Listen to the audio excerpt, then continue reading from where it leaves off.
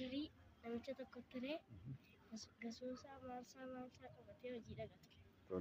Guyyaa tokkotu dhaqu yeroo hundumaa gaafa dhaqu gaafa mana waaqayyoo argu waaqayyo nagaa bultee jedhee darba ture.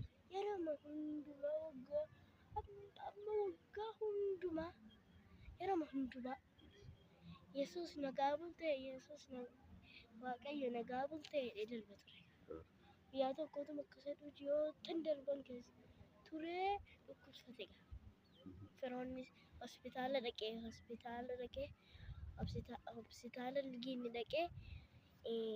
firoonni isaa dhudhufanii dudubbisanii obboleessonni isaa dhudhufanii dudubbisanii deemu turan egaa.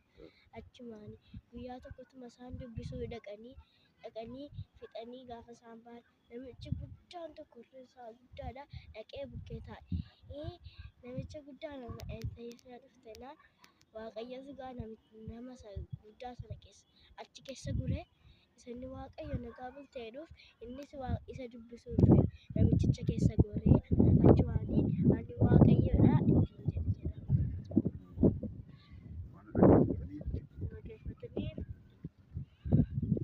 Barabar ta'e dhugu.